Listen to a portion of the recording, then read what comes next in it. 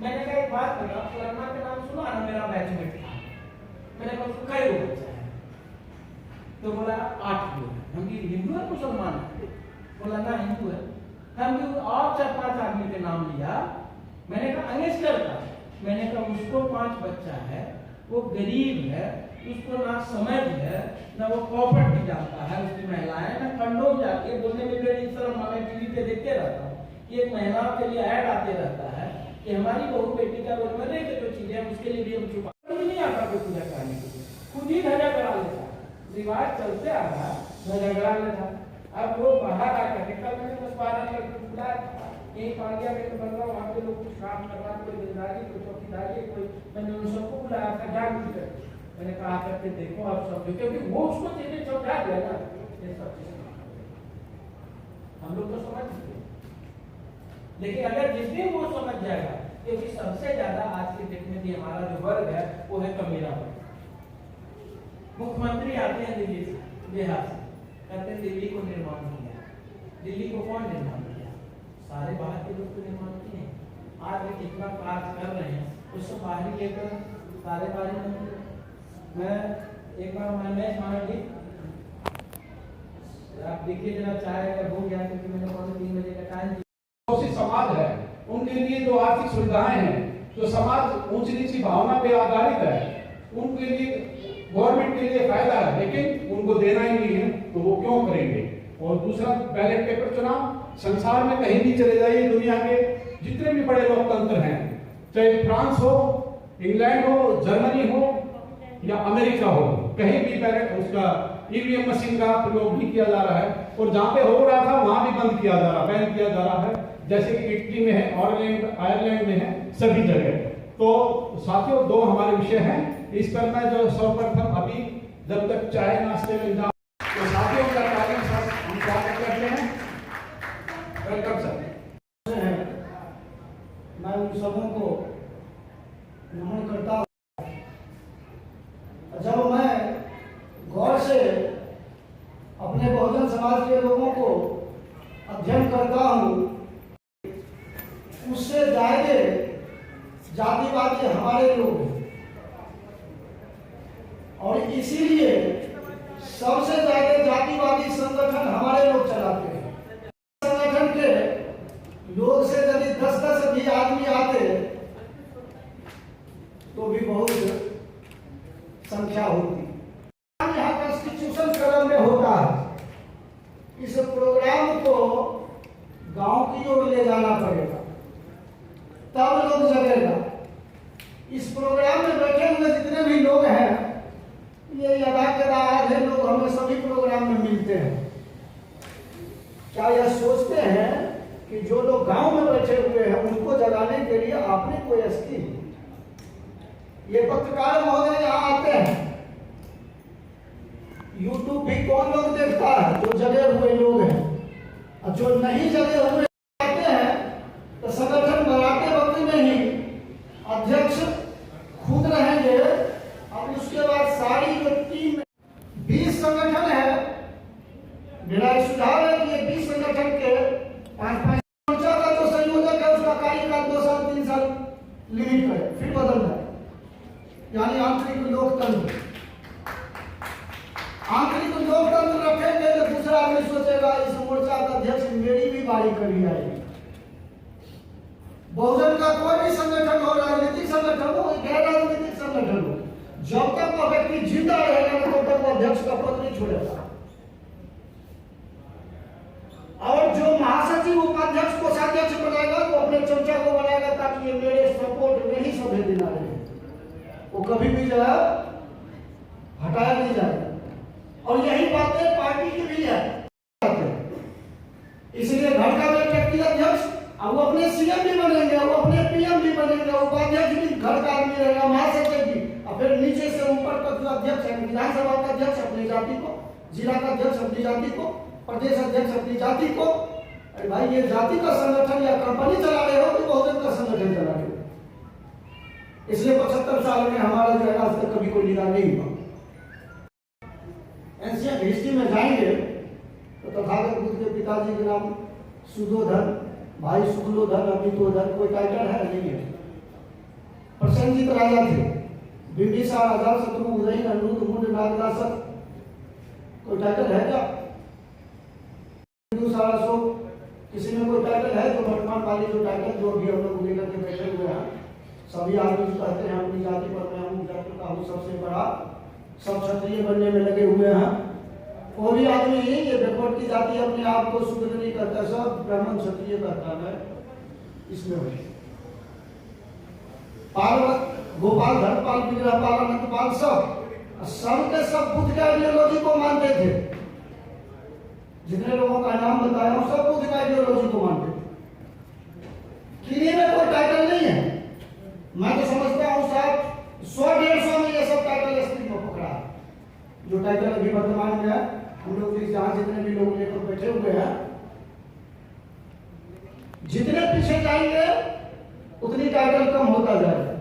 सोनार, बढ़ई, लोहार, इसमें से तथागत बुद्ध के पत्नी को गोपा नहीं कहते थे। गोपा यानी गो कौन लिखते हैं? यादव लिखते हैं। जब तथागत बुद्ध के महापरिनिर्वाण हो जाता है, उस समय में उनके राग को जो लेने के लिए आता है, मल यानी मला लिखते हैं। मौर्य गंगाजी के लोग आता, उस समय में 16 महाजनपद था। मौर्य गणराज्य था, जाति नहीं थी। मौर्य नहीं, मौर्य लोह का जो डंडा है वो हिंदी का है। उस समय में हिंदी भाषा नहीं थी। यानी बोध गया, बोध से प्रचारित किया, बुद्धू गया। सिद्धार्थ संस्कृत नाम है, सिद्धार्थ सुकीर्ति नाम है उनका।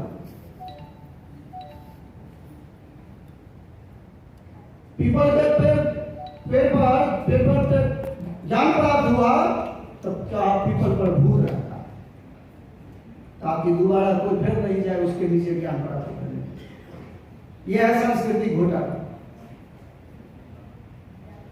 बहुत कुछ आप देखेंगे। सिंधु घाटी की सभ्यता वो खुदाई में मिला। हड़प्पा, मोहनजोदड़ो, लोथल, कालीबंगा। जब मोहनजोदड़ो का शाब्दिक अर्थ है मृतकों का टीला, उसका सिंधी भाषा में मोहनजोदड़ो, उसको बताया मोहनजोदड़ो। हड़प्पा हरि से जोड़ा। सिंधु घाटी सभ्यता, अरे जब वहां के लोग जब खुदाई हुआ तो कुटी काटा हुआ लोग मर गए। इसका उस सभ्यता का नाम कुछ और होगा। इसका नाम यहाँ के लोगों ने रखा, वो नाम नहीं था।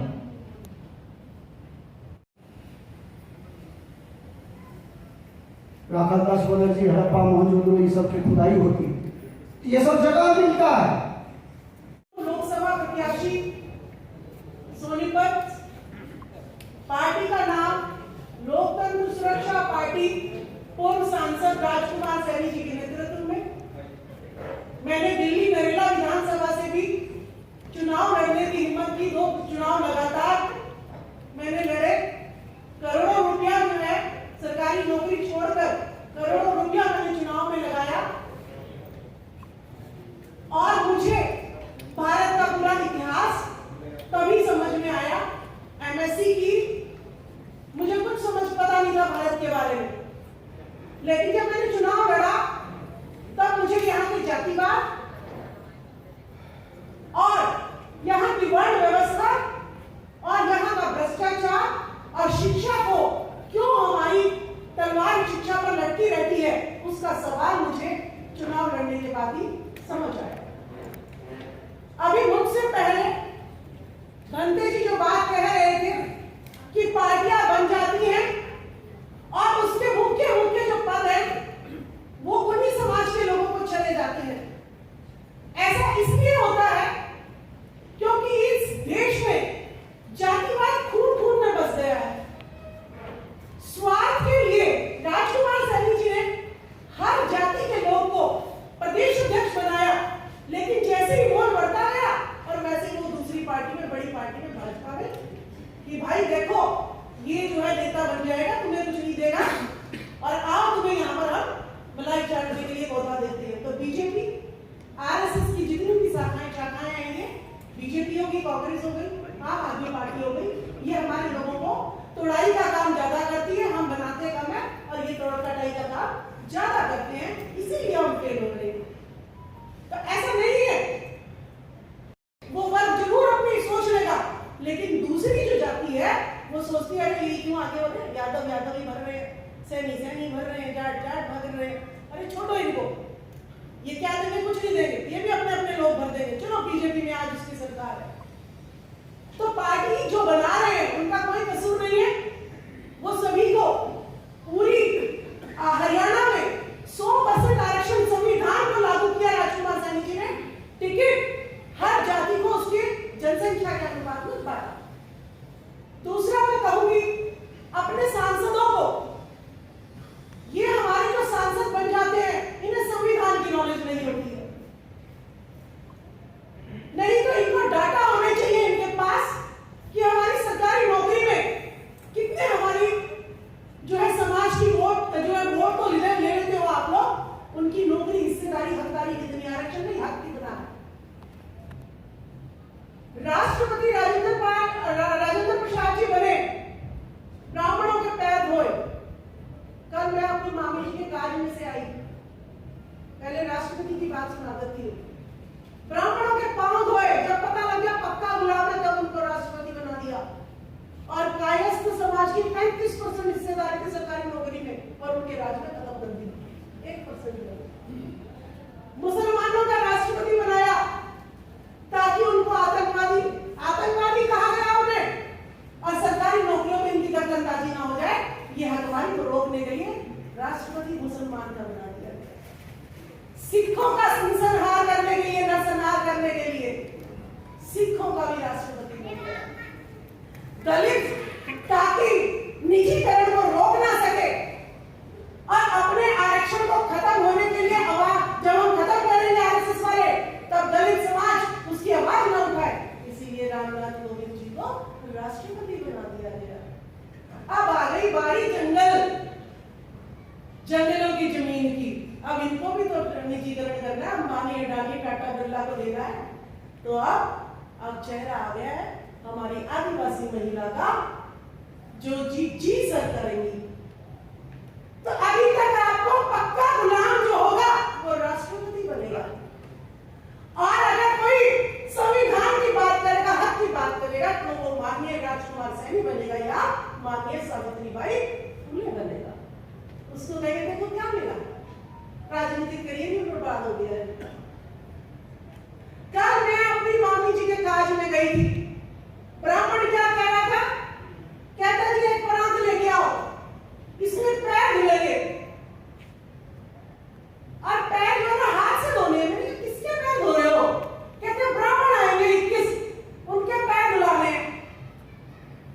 अब देखिए हमें सब कुछ जानकारी होगी, हमारे रिश्तेदारों से डर कितना लगता है, क्योंकि गांव-गांव बस्ती-बस्ती में हमारी जानकारी नहीं है कि सच्चाई क्या है। ये इनका पेशा है मुल्क बनाने का। कहते जी हाथ से महिलाएं धोएंगी पांव, अरे मैंने कहा ग्लास से पानी डाल देना, धुल जाएंगे पांव। फिर कहते जी ब्राह्मणों के सामान लेके आओ, 11-21 ब्राह्मणों का सामान देना है। अरे मैंने कहा पंडित जी हमारी मामी जी तो पूजा रह गई, भैया को शुगर है तो 11 बजा दिया आपने, ये सारा ब्राह्मणियों में करते रहोगे, हिसाब किताब नहीं, जो जिस काम के लिए आए वो भी करोगे, तो कितनी शर्म की बात है। आज योगी आदित्यनाथ, मैं एक शिक्षिका हूं, वो कहते हैं 1 से 8वीं तक शिक्षक पैर धोएंगे ब्राह्मणियों के।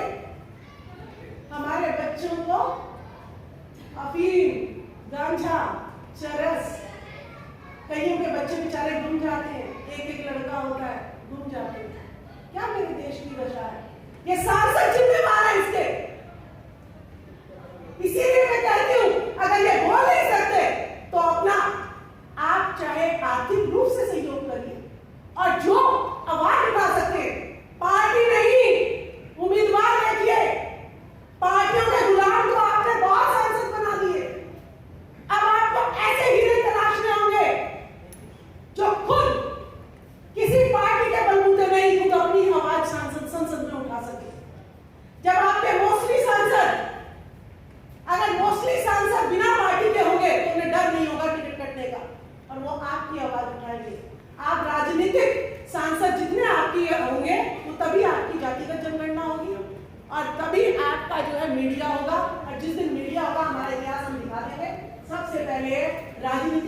साझेदारी बिना पार्टी के, पार्टी ने उम्मीदवार देखे। बहुत बहुत धन्यवाद, आप लोगों ने मेरी बात सुनी, मैं आपका बहुत बहुत धन्यवाद करती हूँ।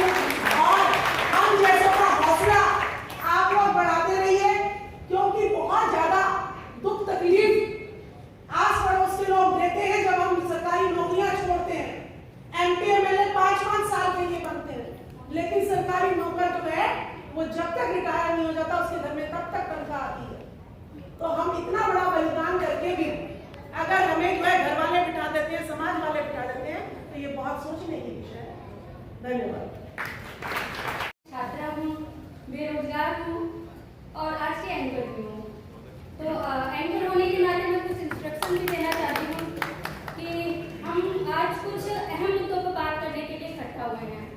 बहुत सारे मुद्दे हैं, सोसाइटी में बहुत सारी चीजें हो रही है, रोज हम देखते हैं कई अत्याचार की संख्याएं देखेंगे तो कई संख्याएं हमारे पास। लेकिन आज हम इकट्ठा हुए हैं जातिगत जनगणना के बारे में बात करने के लिए और बैलेट पेपर पे बात करने के लिए। तो मेरी आगे आने वाले वक्ताओं से गुजारिश है कि वो इन मुद्दों पे ज्यादा। आप सभी का बहुत बहुत धन्यवाद जो कि आपने इस मंच पर बोलने का मुझे मौका दिया। आज का विषय वस्तु है जनगणना और बैलेट पेपर। अभी देख रहे होंगे कल ही राष्ट्रपति का चुनाव हुआ। जब राष्ट्रपति का चुनाव में वोटिंग बैलेट से हो सकता है तो आम चुनाव बैलेट से क्यों नहीं हो सकता है? यह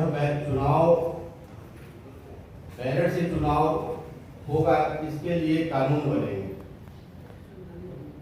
और कानून बनेगा पार्लियामेंट में। आज हमारे सांसद रिजर्व लमसम 300 से ज्यादा हमारे सांसद हैं। आज जाति के नाम पे आते हैं और हम लोग उन्हें जिता करके भेज भी देते हैं। जब 10% रिजर्वेशन की बात आती है, रातों रात कानून बन सकता है, तो यह बैलेट का कानून क्यों नहीं बन सकता है फिर से दोबारा? क्योंकि पूर्व में हमारा वोट बैलेट से होता था और आज फिर क्यों नहीं हो सकता है? उसके लिए इतनी लंबी लड़ाई की क्या जरूरत है? इसका साफ बनता है कि हमारे सांसदों को गुलामी से फुर्सत नहीं है, उन्हें अपने टिकट कटने का डर है, इसलिए वो नहीं चाहते हैं कि हम सांसद बने, हम विधायक बने रह जाए और हम अपने पार्टी के खिलाफ न बोले। क्योंकि आप देख सकते हैं पार्टी इतना वर्चस्व बनाती है कि पार्टी कार्यकर्ता नहीं, उन्हें गुलाम चाहिए। अभी हमारे बीच में बैठे हुए बहन माननीय सावित्रीबाई फुले जी बैठी हैं, जब हमारे हक की बात करती हैं तो इन्हें बाहर का रास्ता दिखा दिया जाता है, और जो उनके हक की बात करते हैं और हम लोग उन्हें बाहर का रास्ता दिखाते हैं, फिर भी वो अंदर की रास्ता से अंदर के भेज देते हैं, हम उन्हें चुनाव में हरा देते हैं, इसलिए वो उनकी बात करते हैं। तो यह कोई जरूरी नहीं है कि हमारा भाई है, हमारी बहन है, हम जाति के नाम पे वोट देकर के उनके नहीं, हम लोग तौले कि क्या वह अमुक व्यक्ति जो कैंडिडेट क्या हमारी बात को रखने वाला है, संसद में, विधानसभा में हमारा विचार को रखने वाला है। आज देखते होंगे कि आज भारत में बहुसंख्यक भारतीय जनता पार्टी की वोट बहुमत की सरकार है, अन्य दलों को जोड़ कर, और जहाँ तो वो क्या है कि चाहे देखते होंगे कि एक मिठाई बनता है, चाहे बथुए का जिसको पेठा बोलते हैं, तो चाहे जिस आकार को पहले उसकी आकार उसको चाशनी में डुबा लेंगे वो मीठा हो जाएंगे। तो क्या किसी भी आप जाति के रहिए पहले उनका जाना पड़ेगा, उनके विचार में उनके होता है। आज के इस सेमिनार के कार्यक्रम के आयोजक तथा इस कार्यक्रम में आए हुए समस्त करने जा रहे हैं कि सावित्रीबाई फुले ने उनके नोट से, उनके वोट से जीत करके जा करके सदन में उनके घर में जा करके उनको नमस्कारने का काम किया और कहा कि यदि संविधान बाबा साहब डॉक्टर भीमराव अम्बेडकर के लिए संविधान की व्यवस्था दिया है, लोकतंत्र की बचाने के लिए, आरक्षण की प्रक्रिया को लागू करने के लिए इन्होंने लोकसभा से लेकर के लोकसभा के बाहर तक इन्होंने आंदोलन खड़ा किया। और आज भी आंदोलन इनका संविधान बचाओ, भाजपा हटाओ, संविधान बचाओ का नारा दे करके आज भी सावित्रीबाई फुले आंदोलन चला रही है। साथियों, अब हमको तराजू के पलड़े पर हमको तौलना होगा कि हमें संविधान चाहिए या बैलेट पेपर चाहिए। आज संविधान खतरे में है। मेरे समझ से यह बैलेट पेपर है या ईवीएम। अब मेरे समझ से इलेक्शन नहीं होगा, फिर वो सिलेक्शन आएगा, फिर वो सिलेक्शन आएगा जिस सिलेक्शन से हमारे लोग प्रधान नहीं हुआ करते थे, बीडीसी पंचायत, जिला पंचायत नहीं हुआ करते थे, सांसद विधायक नहीं हुआ करते थे। कुर्सी पर जो पहुंचने का अवसर मिलता है ये इलेक्शन से होता है और बाबा साहब डॉक्टर भीमराव अम्बेडकर के व्यवस्था से होता है। आज वो व्यवस्था खतरे में। और जो आज शांत शौकत से सीना तान करके जो बोल रहे हैं ये भी 2024 में पुनः जब वो आएंगे 2024 में जब पुनः वो आ जाएंगे तो जिसकी आप कामना कर रही हैं, लोकतंत्र, बैलेट पेपर, जाति जनगणना, आरक्षण की प्रक्रिया, भागीदारी, ये कुछ भी नहीं रहेगा, सब खत्म हो जाएगा। इसलिए उनके लिए भी लास्ट है और हमारे बहुजन समाज मूल निवासियों के लिए ये 2024 लास्ट है।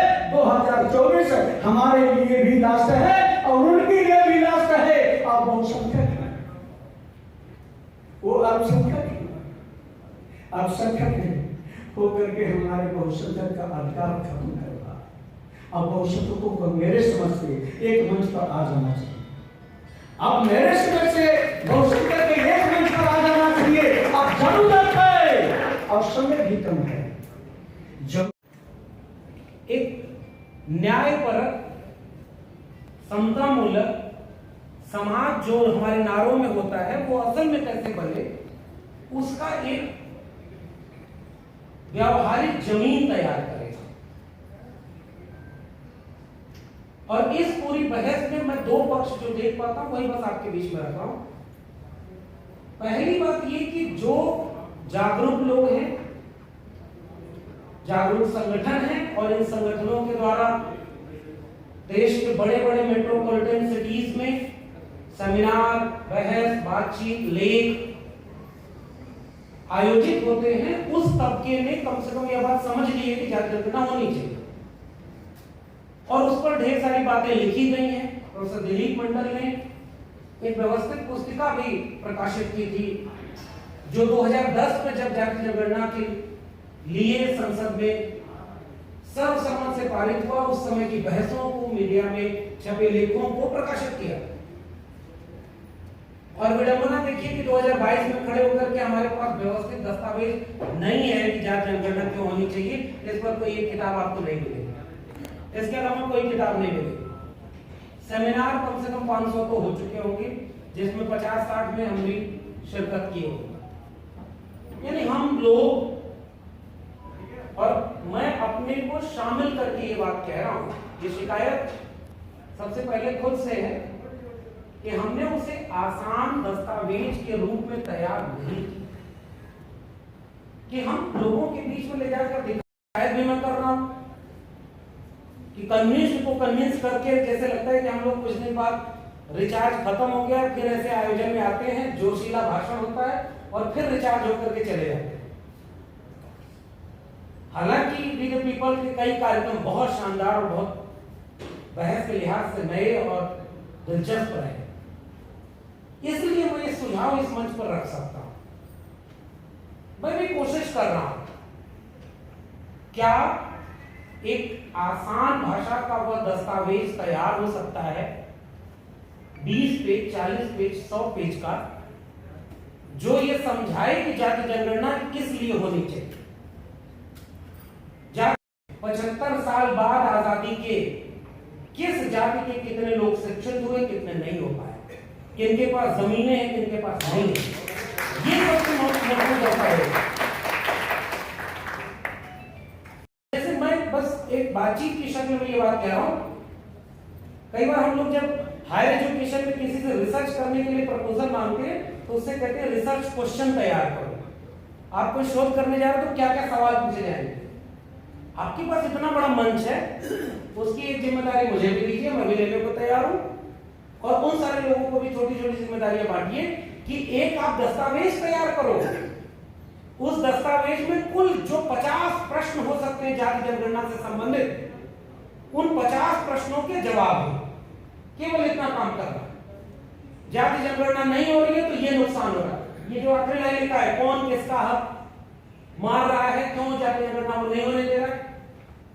जितने आंकड़े हमारे पास हैं, अनिल चमड़िया जी यहीं दिख रहे थे, होंगे अभी इसी सभागार में, अभी उनसे बात हो रही थी 2006 में मीडिया में जाति को लेकर के योगेंद्र यादव, अनिल चमड़िया जी और जितेंद्र कुमार जी ने सर्वे किया, आसान भाषा में, और शुरू में उन्होंने कहा था 2 किस्म के डिवीजन आप देखेंगे, पढ़े लिखे समझदार लोग जानते हैं जाति जनगणना होनी चाहिए, उस पर सक्रिय सरकार जनगणना ही नहीं करा रही, आप क्या करेंगे। बहुत संभव है कि जनगणना हो ही ना, क्योंकि आपकी मांग तेज हो रही है। अब उनमें इतनी क्षमता नहीं है कि वो आपको बिल्कुल हाशिए पर रख करके सामने से मुठभेड़ करेंगे। मेरा मानना है कि आरएसएस एक ऐसा संगठन है जिसके लोगों के पास शातिर दिमाग तो है, लेकिन तन पर खड़े होने वाली रीढ़ नहीं होती, इसलिए वो सामने से नहीं लड़ते, वो अंदर से लड़ते हैं। आपके बीच के लोगों को लेकर वहां बिठाएंगे, और आपके बीच के लोगों को कभी प्रधानमंत्री, कभी मुख्यमंत्री, कभी सांसद, विधायक। मेरे उत्तर प्रदेश में तो एक मंत्री जी हैं, चिट्ठी विट्ठी लिख रहे हैं, दलितों का अपमान हो रहा है। अरे भाई, दलित का अपमान तो बहुत दिन से हो रहा था, आपको जो ट्रांसफर पोस्टिंग थी उसमें थोड़ा सा अपमान आपका हो गया तो आप दलितों करने के लिए आई हूँ कि आप सभी लोग जागो, संविधान को बचाने के लिए जागो। अभी मैंने 2021 में 26 नवंबर 2021 में लखनऊ की, उत्तर प्रदेश की राजधानी लखनऊ में कांशीराम स्मृति उपवन में संविधान को बचाने के लिए मैं बहुत बड़ा आंदोलन किया था। उस आंदोलन में बाबा साहब डॉक्टर भीमराव अंबेडकर जी के पौत्र प्रकाश अंबेडकर जी भी थे, भीमराव यशवंत अंबेडकर जी भी थे, कांशीराम साहब जी की बहन स्वर्ण कौर जी भी थी, और लगभग 105 संगठन के लोग उस मंच पर थे, और तमाम राजनीतिक दल के नेता भी उस मंच पर थे। सबको बुला करके मैंने उत्तर प्रदेश में तय किया कि अगर संविधान विरोधी सत्ता को अगर सत्ता से बाहर करना है तो हम सभी लोगों को एकजुट होना ही होगा। विकल्प के रूप में उत्तर प्रदेश में हम लोगों ने चुना, उत्तर प्रदेश में हम लोगों ने चुना, लेकिन तमाम उत्तर प्रदेश के जो बहुजन समाज के लोग हैं, जो संविधान और लोकतंत्र को बचाना चाहते थे, सभी लोगों ने एकजुट होकर के बीजेपी को सत्ता से बाहर करने के लिए बहुत प्रमुखता के साथ, ईमानदारी के साथ काम किए। लेकिन जो संविधान और बाबा साहब माननीय कांशीराम साहब जी की बात करने वाले लोगों ने नहीं माना और बीजेपी को सपोर्ट कर दिया, जिसके नाते हमारा समाज, जिसके नाते उत्तर प्रदेश में पुनः बीजेपी सरकार में आ गई। और मैं फिर कहना चाहती हूँ कि 2024 में अगर हमारा बहुजन समाज के लोग एकजुट नहीं हुए तो हमारा बहुत बड़ा नुकसान होने जा रहा है। अभी आपने लोगों ने सुना होगा कि अभी केंद्र में एक कानून बना दिया है, वो कानून बनाया है कि जिनके 2 बच्चे से 3 बच्चे होंगे उनको सरकारी कोई सुविधा नहीं मिलेगी, और पंचायत के चुनाव में भी उनको रोकने के लिए पूरी साजिश हो चुकी है। यही नहीं, अभी हरियाणा की सरकार ने एक कानून भी अपने प्रदेश को लागू करने जा रहे हैं कि जो सरकारी स्कूलों में जो अपने बच्चों को पढ़ाएंगे उनको 500 रुपये फीस देनी पड़ेगी, और जो लोग प्राइवेट स्कूलों में अपने बच्चों को शिक्षा ग्रहण कराएंगे उनको 1100 रुपया उनको बच्चों को मिलेगा।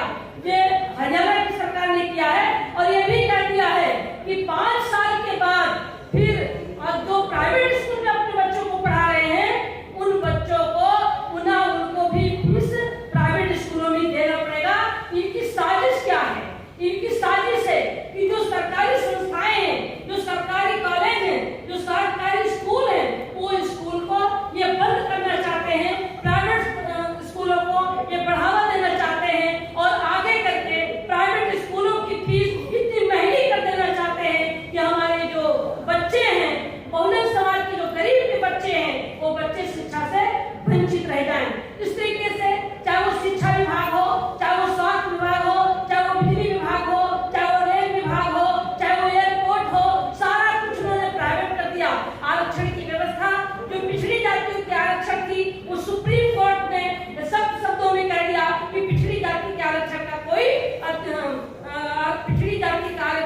कोई अधिकार है ही नहीं।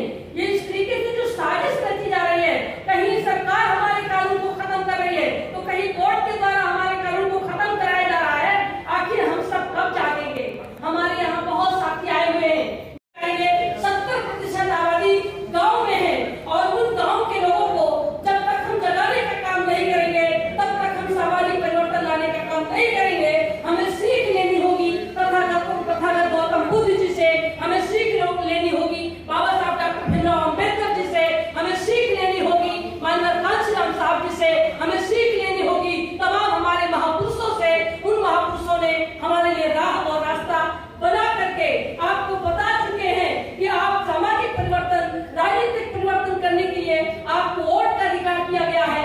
वोट हमारा 70% गांव में है। वो गांव के लोगों को वोट का अधिकार, शिक्षा का अधिकार, स्वास्थ्य का अधिकार, आरक्षण का अधिकार, संविधान के बारे में उनको जानकारी नहीं है, जिसके नाते उनको फ्री गल्ला में, फ्री दूध में, फ्री चना में, फ्री तेल में, फ्री राशन दे करके और उनका वोट लेने का कार्य किया जा रहा है। किसानों का वोट लेने का कार्य किया जा रहा है। उन समाज के लोगों को जब तक हम जागरूक नहीं करेंगे, जब तक उनको हम जगाने का काम नहीं करेंगे, जब तक उनको संविधान बताने का काम नहीं करेंगे, जब तक उनकी आजादी की बात नहीं करेंगे, जब तक उनको अधिकार की बात नहीं बताने का कार्य करेंगे, तब तक हमारा गांव का 70% आबादी सोई हुई हमारी आबादी है। हमारे बीच में हम लोग नहीं जाते हैं, लेकिन वो लोग जाते हैं जो संविधान को बदलना चाहते हैं, जो आरक्षण को बदलना चाहते हैं, जो बहुजन समाज को गुलाम बनाना चाहते हैं। वो लोग उनके बीच में जाते हैं, उनको तैयार करते हैं, कहीं कावड़ के माध्यम से, तो कहीं यज्ञ के माध्यम से, तो कहीं भागवत के नाम से, कभी हनुमान चालीसा के नाम पर, तो कभी हनुमान भंडारा के नाम से यह कार्यक्रम का आयोजन करके उनको जगाने का काम करते हैं। आदिवासी समाज के लोगों को, मूल निवासी समाज के लोगों को, बहुसंख्यक समाज के लोगों को, बहुजन समाज के लोगों को निरंतर उनके बीच में जाकर के उनको जगाने का काम करते हैं, जिसके कारण जब चुनाव आता है तो हमारे लोग उनके बीच में नहीं पहुंच पाते हैं, जिसके कारण वो फ्री अनाज में, फ्री गल्ले में और फ्री राशन में अपना वोट को ले लेते हैं। जब इलेक्शन आता है तो कहते हैं तुम हो हिंदू, हम हो हिंदू, हम है हिंदू, 100 करोड़ देंगे उनको, 2 करोड़ हिंदी हिंदू, हिंदुस्तान कहां से आया, मुसलमान भेजो उनको पाकिस्तान, वरना मारो उनकी जान, भेज दो इनको कब्रिस्तान। उस समय हमारे समाज के लोग नहीं समझ पाते हैं और हम वो बोलते हैं जय श्री राम। जिस दिन हमारा समाज ये जान जाएगा कि हम बहुसंख्यक है, हम बहुजन समाज है, हमारी आबादी देश में सबसे ज्यादा है, हम सबसे ज्यादा वोट देने वाले हैं, हमारे ही वोट लेकर के और सत्ता में आते हैं और सत्ता में आते हैं, हमारी शिक्षा नीति को खत्म करते हैं, हमारे आरक्षण को खत्म करते हैं, हमारे अधिकार को खत्म करते हैं, हमारी आजादी को खत्म करना चाहते हैं या गुलामी करना चाहते हैं। जिस दिन बहुजन समाज जान जाएगा उस दिन अपने घरों से उठ खड़ा होगा और जिस दिन उठ खड़ा होगा उस दिन देश में क्रांति आ जाएगी, देश में आंदोलन शुरू हो जाएगा, समाज चल जाएगा। उस दिन सत्ता संविधान विरोधी सरकार को देश छोड़ करके उनको भी जाना पड़ेगा। लेकिन ये कब होगा? जब संविधान को मानने वाले लोग, गांव के लोग, 70% आबादी जिस दिन जाग जाएगी उस दिन निश्चित रूप से पूरे देश में आंदोलन शुरू होगा, उस दिन हमारा संविधान बचेगा। इसके लिए हम सभी लोगों को जरूरत है एकजुट होने का। साथियों, मैंने अपना सब कुछ न्यौछावर करके भारत के बहुजन समाज के लिए मैंने अपना सब कुछ न्यौछावर कर दिया है। मैं कहती हूँ मेरे लिए ना सही अपने आने वाली पीढ़ी के लिए जागो, मेरे लिए ना सही संविधान को बचाने के लिए जागो, मेरे लिए ना सही अपने बच्चों के भविष्य के लिए जागो। सब कुछ आपकी आंखों के सामने खत्म हो रहा है। राजनीति से हट करके भी जो लोग स्वार्थ की राजनीति कर रहे हैं, तमाम सामाजिक संगठन, राजनीतिक संगठन बना करके जो स्वार्थ की राजनीति कर रहे हैं, स्वार्थ से जब तक आप नहीं हटेंगे तब तक देश में परिवर्तन नहीं आ पाएंगे। इसलिए वफादारी, ईमानदारी, लगन और त्याग के साथ सबको एकजुट होकर के भारत के संविधान को बचाने के लिए, भारत के संविधान को में दिए गए कानून को संपूर्ण रूप से लागू कराने के लिए हम सबको एकजुटता के साथ खड़ा होना होगा। मैडम राजमाला जी प्लीज उनको लाइए, आगे आगे लाइए। डॉक्टर साहब थोड़ा वरिष्ठ नागरिक हैं, इस साइड आ गए। हाँ आप जलाइए, दिन में तो जलाने का क्या मतलब? जला दीजिए, उनके सबके पास अंधेरा, हमारे पास अंधेरा नहीं। जिनको अंधेरा लगता है जिनको जला दो।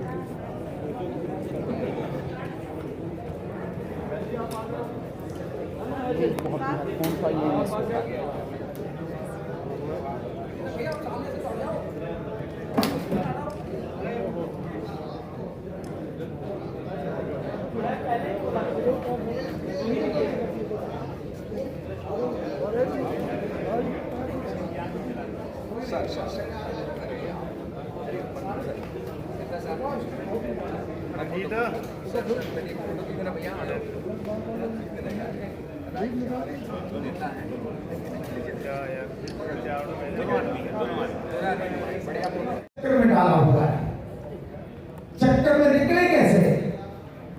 आप तो निकल सकते हैं, थोड़ी सी बात है, ज्यादा किसी को समझाने की बात नहीं है। जेकर आरएसएस की नागपुर की सोच आपको कभी दाल देती है, आपको कभी सिलेंडर देती है, किसानों को कभी फ्री बिजली देती है, कभी किसानों को सब्सिडी की बात करती है, कभी नौकरियों में 33% 10% देने की बात करती है। बात कौन कर रहा है? जो करने के योग नहीं है। हमको ऐसे डाला हुआ है, जेकर ये आरएसएस की सोच सिलेंडर का बहाना देकर और फ्री बिजली का, आटा दाल का, कॉपियों किताबों का बहाना देकर हमको ठोकती है। कभी रविदास महाराज जी का घर ला देती है, कभी बाबरी मस्जिद गिरा देती है, कभी 3 काले कानून लागू को किसानों को गिरा देती है, कभी अम्बेडकर सोच को उसकी किताबों में लिखकर उसकी सोच को बदल देती है, कभी गुजरात में किसानों को निकाल देती है, कभी गाड़ी चला देती है। ऐसे ऐसे बातें करती है आपसे वोट लेकर। कौन कर रहा है? आपसे, आपसे, हमारे से। हम सभी जो सोचे हैं, हम सभी शूद्र आदमी हैं, सभी ब्राह्मण के क्षत्रिय वैश्य शूद्र, हम सभी शूद्र आदमी हैं। तो गिनती सबसे ज्यादा हमारी है सभी की। हम जातों में पड़े हुए हैं, हम तो सिख सरदार हैं, हम तो ये अनयोग है, जातों में डालकर हमको बखरा हुआ है। हम पहले सोचो 543 सीटें हैं इंडिया में, कुछ भी ना करें, जेकर वो आरएसएस बीजेपी आपकी वोट लेकर आपको घुमनगेरी में डाल देती है, आपकी वोट से आपको ही कटा लेती है, आपसे ही मरवा लेती है, आपसे ही काले कानून ले आती है। वो कौन है? हम ही हैं। थोड़ा सा ज्यादा लोगों को समझाने की ये लोड़ नहीं है। 543 मेंबर ऑफ पार्लियामेंट है, 70 मेंबर पार्लियामेंट, सिर्फ ओनली 70 मेंबर ऑफ पार्लियामेंट उनकी तर्जुमानी करते हैं जो हमको मारते हैं, जो आरएसएस के अनुयायी है उसको मारते हैं। वैसे तो 3% है, फिर भी 12% को घुमनगेरी में डाल लेते हैं। अब जब 543 मेंबर ऑफ पार्लियामेंट है तो 440 तो आपके है, 70 उनके है, और ओबीसी के पामे एमपी का आरक्षण नहीं है, एससी का है। एससी में कितने आ गए? 170 के 11 मेंबर ऑफ पार्लियामेंट है, वो किसी पार्टी के भी हो, और यादव उनके भी है, सिखों के भी है। हमारी सबकी गिनती मिलकर कितनी बनती है? 70 निकाल दो, 443 मेंबर ऑफ पार्लियामेंट आपके ही है, किन्हें? जिनकी मांग कर रहे हैं। और जो 443 एमपी समझ जाए, जैसे मेरी बहन जी ने समझ लिया, और आए कहां से मर्जी आ जाए, एक दिन बैठ जाए, उनकी सीट पर लड़कर हमको देख दें, तो क्या बात है?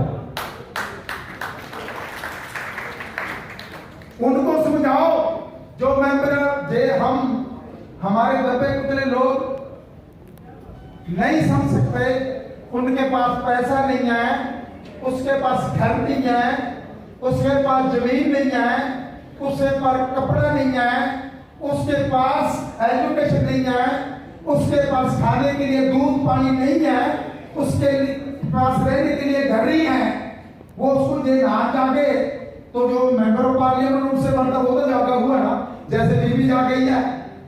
जे जागे हुए लोग उसको 543 443 एमपी के पास जाए, हाथ जोड़े, निम्रता से बात करें, आप है क्या, आप सुनते क्यों हो? उसको जगाएं, उसको जे एक बारी जाग जाए, हम ऊपर आ जाए, ये नीचे हो जाए। जैसे काशीराम जी कहते थे ये मामला ठीक हो जाएगा, पर फिर भी हमारी लड़ाई एक है, हमारी सोच एक है, हमारी प्रॉब्लम एक है, तो हम एक होकर लड़े, नहीं तो ये आरएसएस का नागपुर का अजगर आपको खा जाएगा। हिंदू राष्ट्र बनने वाला इसका जरा संविधान इन्होंने बनाया, लॉ मिनिस्ट्री के पास होकर चला गया, फिर पछताएंगे, पछताने के बाद कुछ नहीं बनेगा। और हम सभी इकट्ठे हो गए, एक जो निक्की निक्की बातें परिवार में भी होती है, निक्की निक्की बातें अपनी कौम में भी होती हैं, निक्की निक्की बात जाति के आर भी होती है, पर इन बातों को छोड़ो। हम एक जगह से आते हैं, एक जगह से जाते हैं, एक ही खून है, एक तरह ही जीते हैं, एक तरह ही मरते हैं, एक तरह ही बच्चे पैदा करते हैं, एक तरह ही सभी है। तो फिर एक जैसे हम सभी लोग हैं, फिर ये लोग हमको नीचा क्यों दिखाते हैं? हम नीचे नहीं हैं, हम ऊपर वाले हैं, ये नीचे वाले हैं, और ऊपर वाले अपने आप को नीचा मानते हैं। ये मानना भी छोड़ दो, हम आजाद लोग हैं, आजाद रहेंगे।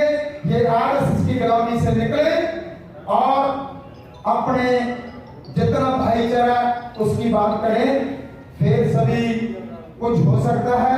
मैं जनगणना लगभग 50 सालों 60 सालों तक होती रही, तब भी नहीं चली थी और आगे भी नहीं छिड़ने वाली, क्योंकि वो जो जिनको हिस्सा नहीं मिल रहा, जिनको हक नहीं मिल रहा, जिनको भागीदारी नहीं मिल रही है, अगर उनको भागीदारी मिलेगी तो वो झगड़ा क्यों करेंगे? ये लॉजिक ही समझ में नहीं आता। तो यहाँ जो एक कह सकते हैं कि शिकूफा छोड़ा जा रहा है, गढ़ा जा रहा है, ये हम लोग उससे जातीय जनगणना करवा करके और इसके माध्यम से हम लोग उससे निजात पा सकते हैं और उसकी बेहतरी के लिए काम कर सकते हैं। ये यूनिटी का ये एक जो है यूटिलिटी ऑफ कास्ट सेंसस, आप देख सकते हैं कि हम इसका क्या प्रयोग है, हमें इसकी क्यों जरूरत है। जो सरकार छोटी छोटी चीजें गिनवा सकती है, वो जब चाहे तब जातीय जनगणना करवा सकती है, लेकिन ये बहाने हैं। अगर हमें पता चलता है कि हमारी जात कितनी है या हमारी संख्या कितनी है, तो हम प्रोपोर्शनल रिप्रेजेंटेशन की मांग कर सकते हैं। देखिए, ये प्रोपोर्शनल रिप्रेजेंटेशन सिर्फ पार्लियामेंट में, सिर्फ चुनाव में नहीं है। आप जानते हैं जितने खेती किसानी करने वाले लोग हैं, जितने रोजगार करने वाले लोग हैं, जितने बढ़िया कारीगर हैं, ये सारे बहुसंख्यक लोग हैं, सारे श्रमिक समाज के लोग हैं। कोई बड़ी जात का आदमी आप खोज के नहीं बता सकते जो साड़ी बनाता हो, जो कपड़े बनाता हो, जो लकड़ी का कोई सामान बनाता हो, कोई नक्काशी करता हो, आप खोज से देख लीजिए, आपको कोई नहीं मिलेगा। तो आप उन सारी चीजों को बढ़ाने के लिए, स्थापित करने के लिए अपने आसपास इकोनॉमिक जोन, बाजार, इस तरह की चीजों को डेवलप करवाने के लिए भागीदारी की मांग कर सकते हैं, इस तरह की डिमांड रख सकते हैं। लेकिन ये तब पता चले जब हमारी संख्या कितनी है और हम किस तरह का काम कर रहे हैं। एक छोटा उदाहरण दे रहा हूं, दिल्ली जैसे शहर में ऑर्गेनिक के नाम पर 200 रुपए किलो गेहूं का आटा बिकता है। कोई किसान अगर इसमें है, या किसान नेता चले गए, वो शायद बताते हैं आपको कि कोई किसान कल्पना नहीं कर सकता कि वो गेहूं उगाएगा और 200 रुपए किलो बिक जाएगा आटा उसका। कोई किसान कल्पना नहीं कर सकता। हमारे गांव में 1400, 1500, 1600 रुपए से 16 रुपए से ऊपर गेहूं कभी बिकता नहीं, चाहे वो ऑर्गेनिक पैदा करे, चाहे वो केमिकल डाल के पैदा करे, चाहे वो गोबर डाल के पैदा करे। तो ये जो समस्या है, ये समझने वाली है कि हर तरह की व्यवस्था, हर तरह की सुविधा की डिमांड हम कर सकते हैं, और ये ना समझा जाए कि ये जो जातीय जनगणना है सिर्फ जाति की भागीदारी के लिए और संसद में भागीदारी के लिए डिमांड की जा रही है। हर तरह की व्यवस्था, हर तरह की शिक्षा, हर तरह का स्वास्थ्य, हर तरह का निवेश, हर तरह की जितने टेंडर निकलते हैं, सब जगह भागीदारी होनी चाहिए। इसके लिए इसकी मांग की जा रही है, और ये जो है सबसे जरूरी इसलिए है।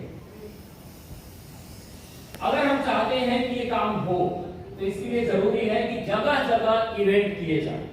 सिर्फ दिल्ली में या सिर्फ कुछ जगहों पर या कुछ लोगों के द्वारा नहीं, देश के अलग अलग हिस्सों में अलग अलग लोग अलग अलग तरीके से जितना ज्यादा जगह पर डिसेंट्रलाइज, विकेंद्रीकृत तरीके से मांग कर सकते हैं, उतना दबाव ज्यादा पड़ेगा। सोशल मीडिया या इस तरह के जो लोग हैं जो सूचनाओं का प्रसार कर रहे हैं, हम उनसे निवेदन करें, उनको बताएं कि इस सूचना को अधिकतम लोगों तक पहुंचाने में वो हमारी मदद करें या वो उसका हिस्सा बने।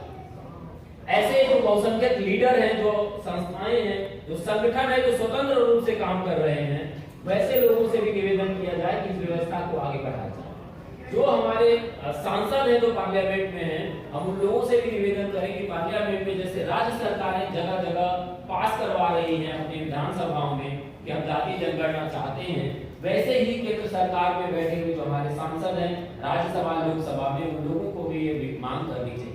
आप सबने हमारी बात सुनी, आप सबका बहुत बहुत धन्यवाद। जय हिंद, जय हिंद। फ्रंटल में खड़े हुए अनेक सामाजिक संगठन जो लगातार इस जाति जनगणना के मुहिम को आगे बढ़ाने का काम कर रहे हैं, मैं उन सभी लोगों को बहुत बहुत धन्यवाद करता हूं। हम सभी लोगों ने मिलकर के लगभग 2 सालों से इस मुहिम को कामयाब करने के लिए वी द पीपल के साथ हम सभी लोगों ने मिलकर के इस मुहिम को आगे बढ़ाने का काम किया।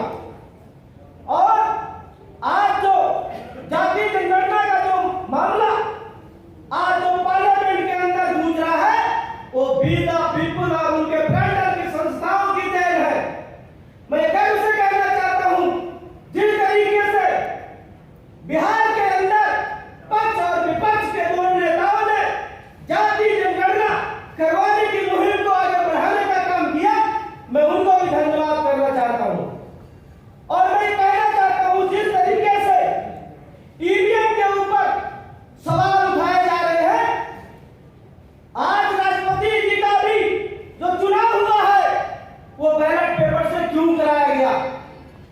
अगर सरकारों को ईवीएम पर भरोसा है तो राष्ट्रपति जैसे चुनाव को ईवीएम से क्यों नहीं करवाते? ये छलावा है बहुसंख्यक समाज के साथ, क्योंकि ये मोदी और योगी की सरकार जब तक बहुसंख्यक समाज को हिंदू बनाने का काम करती रहेगी और आरएसएस मोहन भागवत जी जब तक इस फरमान को और आप लोगों को झूठा हिंदू बनाते रहेंगे, तब तक मंडल पर कमंडल भारी रहेगा। मेरे साथियों, बाबा साहब ने एक बात कही थी कि आपको अपने हक और अधिकार के लिए लड़ना होगा और उसके बाद आपको पढ़ना होगा। अगर आप लोग पढ़े नहीं तो आपकी हार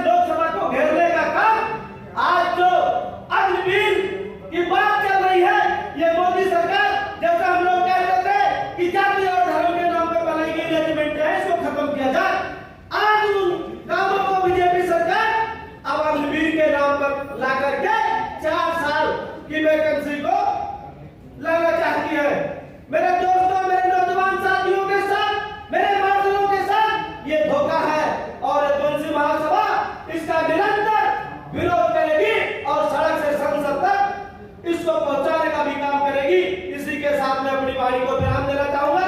जय मंडल, जय भोले।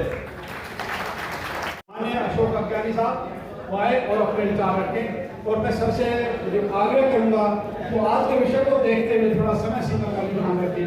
तो हम अज्ञानी साहब का तालियों के साथ स्वागत करते हैं।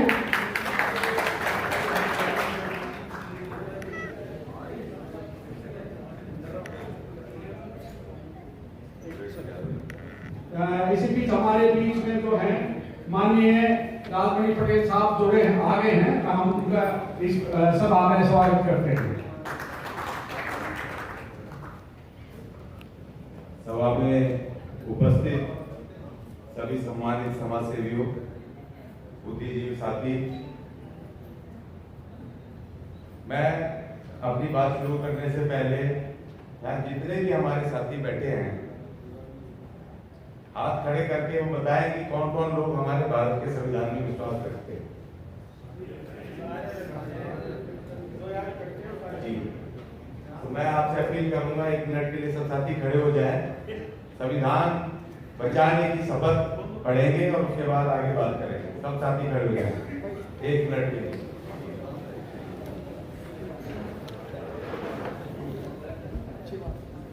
हाथ आगे कर ले साथी सारे के सारे।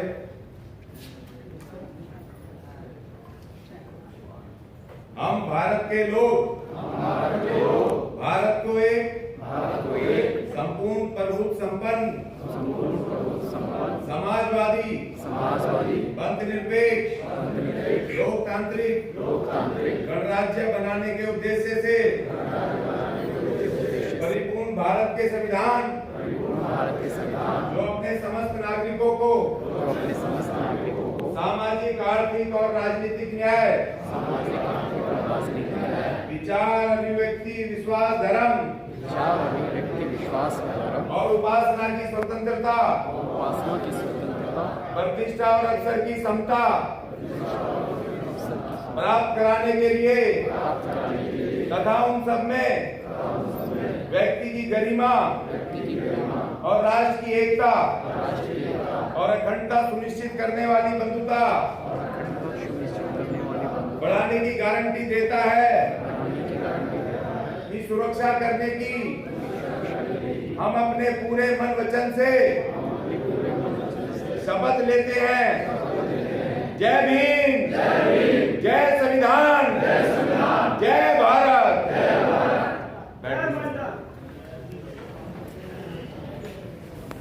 दिल्ली के जंतर मंतर पे बुला के संविधान 40 नाम से कार्यक्रम शुरू किया।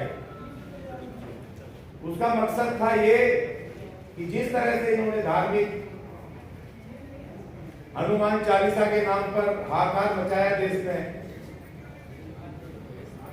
इसलिए हमारी जिम्मेदारी हमें लगा कि हमें भी अब उस हनुमान चालीसा अर्थात हिंदू राष्ट्र के विरुद्ध अपने संविधान को न केवल बचाने बल्कि तमाम लोगों के बीच में प्रचार करने, संविधान को अपने SC/ST के लोगों तक पहुंचाने का हमें काम करना चाहिए। ये 25 सूत्री मांग पत्र भी हमने 14 मई को प्रधानमंत्री साहब को दिया और उसमें जातिगत जनगणना से लेकर के तमाम और नीतिगत चीजें हमने उसमें मांग की कि हमारे लोग जो जितने भी संगठन चलाते हैं, ज्यादातर मैंने देखा है कि वो नीतिगत जो नीतियां बनती हैं उसके ऊपर उससे हमारे संवैधानिक अधिकार हमारे क्या जा रहे हैं उसमें ध्यान नहीं देते। संगठन चला रहे हैं, जब साल में बजट आता तो SC/ST का बजट वो कितना आ रहा है कितना नहीं आ रहा उस पर ध्यान नहीं देते। हमने भारत सरकार को एक एग्जांपल बता रहा हूं, हमने एक चिट्ठी दी कि जितने टोल टैक्स देश में आपने बनाए, ये भारत के मूल अधिकार अनुच्छेद 19(4) का उल्लंघन है, उसके विरुद्ध है। भारत का संविधान कहता है कि एक नागरिक पूरे देश में कहीं भी निर्बाध रूप से जा सकता है, एक राज्य से दूसरे राज्य में। अगर हमने कैसे गाड़ी खरीद ली और हम किसी टोल टैक्स पे खड़े हो गए, टोल टैक्स पैसा देने के लिए नहीं है, तो आप तो हमें रोक लोगे। आपने तो बाधा खड़ी कर दी, आप तो हमें जाने नहीं दोगे, इसका मतलब संविधान के 19(4) का उल्लंघन है और हमारा कोई आदमी इसका विरोध नहीं करता। तो हमने भारत सरकार को लिखा, गडकरी साहब को, बाकियों की हमारी गारंटी नहीं है, लेकिन भारत के SC/ST को टोल से एग्जाम करो, इनको छूट दो SC/ST को, क्योंकि संविधान का कोई भी अनुच्छेद अगर खत्म हो रहा है और हमें पता नहीं है या हम मुंह दर्शक बैठे हैं, तो इसका मतलब हम भी उतने दोषी हैं जितने कि संविधान को खत्म करने वाला। हमने भारत सरकार से मांग की कि जो हमारा रिजर्वेशन है 16(4) मूल अधिकार का हिस्सा है और देश की कांग्रेस सरकार ने 1992 में निजीकरण ला करके जो सरकारी संस्थानों को बेचना शुरू किया, तो उससे हमारी सरकारी नौकरियां, हमारा रिजर्वेशन खत्म हुआ। तो हमने कहा रोटेशन सिस्टम करो और मैकेनिज्म बनाओ उसमें। अब तो संविधान जिंदा है ना, 2024 का खतरा है ना, तो हमने सरकार से 25 मांगे की हैं और मैं आपसे एक अपील करूंगा यहां पर खड़े होकर के, जब महात्मा बुद्ध लड़ रहे हैं, जब उन्होंने अपनी सामाजिक क्रांति शुरू की है, उस समय जो भी ब्राह्मणवाद रहा होगा, हिंदूवाद रहा होगा, जो भी रहा होगा, उसके विरुद्ध जब उन्होंने नया एक विकल्प दिया, बुद्ध धर्म का जो उन्होंने नया नारा दिया, सामाजिक क्रांति की, वो उस समय की नई घटना थी, नया नारा था। जब बाबा साहब लड़ रहे हैं अपने टाइम पर और जब उन्होंने जो लड़ाई संघर्ष आगे बढ़ाया, वो उनका नया नारा था, नया काम था। और जब मान्यवर काशीराम जी ने, मान्यवर दीनावाला वाल्मीकि घर पड़े साहब, उनके साथ मिलकर के जब राज सत्ता का नारा दिया, तो उस समय वो तीसरा एक नया नारा था। मैं आपसे हाथ जोड़ के विनती करता हूं कि आज आधुनिक युग है, आजाद भारत है, आप भी कोई नया नारा दो, पिटी पिटाई लाइन पर लोग नहीं आएंगे आपके साथ। अगर आप वही महात्मा बुद्ध का नारा दोगे या आप वही बाबा साहब का नारा दोगे या मान्यवर काशीराम जी का नारा दोगे, तो आप चलोगे नहीं। क्योंकि मैं आपको कहता हूं, जब बुद्ध लड़ रहे हैं, कोई सोशल मीडिया नहीं है, कोई सड़कें नहीं है, कोई ट्रांसपोर्टेशन नहीं है, कोई फोन नहीं है। वो स्थिति मान्यवर काशीराम तक थी, लेकिन माफ करना, आपके समय पर सोशल मीडिया भी है, आपके टाइम पे टेलीफोन भी है और आपके पास हर तरह का ट्रांसपोर्टेशन है, और फिर भी आप सबको इकट्ठे नहीं कर पा रहे हो। और मैं आपको अंत में बात कहता हूं, समय ओवर हो गया कि भैया सोशल इंजीनियरिंग करनी है तो पहले SC/ST की शेड्यूल जातियों को उनको निकाल लो लिस्ट, सोशल जस्टिस मिनिस्ट्री की वेबसाइट पे पड़ी है। पहले SC/ST को इकट्ठा कर लो। हर जाति का आदमी जिस दिन आपके मंच पे बैठा होगा, तो बाबा साहब का एलिवेशन ऑफ कास्ट का सपना पूरा होगा और हम सत्ता की तरफ बढ़ेंगे। जय भीम, जय संविधान, जय भारत। मैं आलोचना नहीं कर रहा हूं, उसको पहले अलग से नाम है। हम छोटी छोटी चीजों की मांग कर रहे हैं। आप ये बताइए कि आपके इतने सारे संगठन करे हैं, जनगणना की बात हो रही है कि जब आपकी जनगणना होगी, सरकार जनगणना कराएगी, तब आप कुछ काम करेंगे। आपको किसने रोका है? जब आप 85% की बात करते हो, तो कौन से 85% आपके साथ हैं? अगर है तो आपको आंदोलन करने से किसने रोका है? किसने आपके हाथ पकड़े हैं? कौन बाहर निकल के आया कि हम ये आंदोलन खड़ा? आप समझ लीजिए, कितना जोर लगा लीजिए, अगर ये जनगणना भी हो जाएगी, तब भी सरकार आपको कुछ भी देने वाली नहीं है। जब भी आपको जन आंदोलन करना पड़ेगा। अगर जन आंदोलन करना पड़ेगा तो हम किसी प्रतीक्षा कर रहे हैं?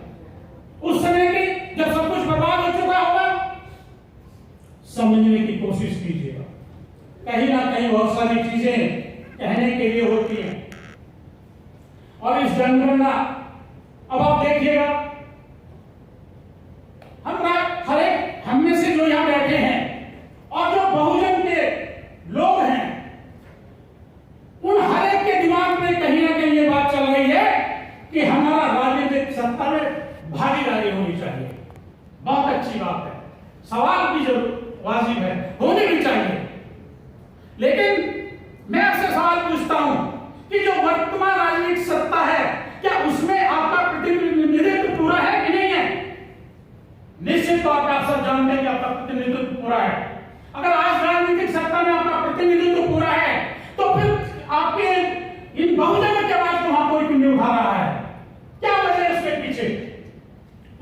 पीछे है स्वार्थ की, डर की, लालच की मानसिक गुलामी।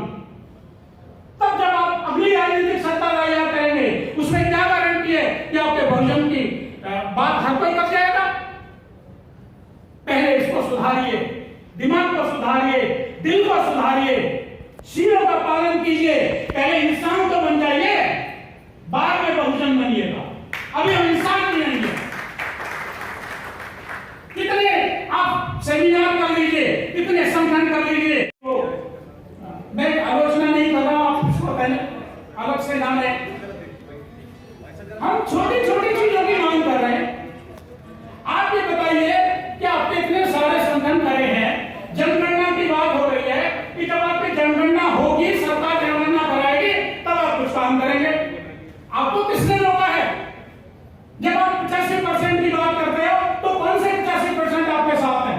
अगर है तो आपको आंदोलन करने से किसने रोका है? किसने आपके हाथ पकड़े हैं?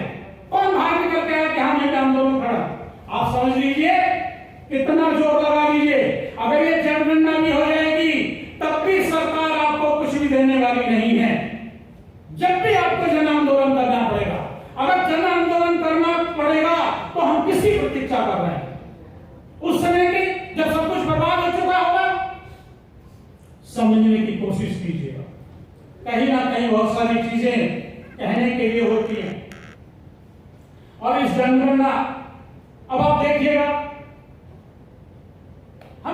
हर एक हम में से जो यहां बैठे हैं और जो बहुजन के लोग हैं, उन हर एक के दिमाग में कहीं ना कहीं ये बात चल रही है कि हमारा राजनीतिक सत्ता में भागीदारी होनी चाहिए। बहुत अच्छी बात है, सवाल भी जरूर वाजिब है, होनी भी चाहिए।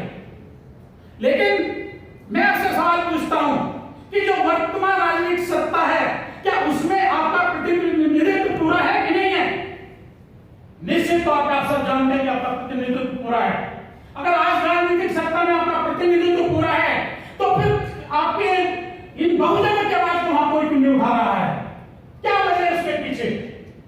उसके पीछे है स्वार्थ की, डर की, लालच की मानसिक गुलामी। तब जब आप अगली राजनीतिक सत्ता तैयार करेंगे, उसमें क्या गारंटी है कि आपके बहुजन की बात हर कोई कर जाएगा? पहले इसको सुधारिए, दिमाग को सुधारिए, दिल को सुधारिए, शीलों का पालन कीजिए। पहले इंसान तो बन जाइए, बाद में बहुजन बनिएगा। अभी हम इंसान नहीं है।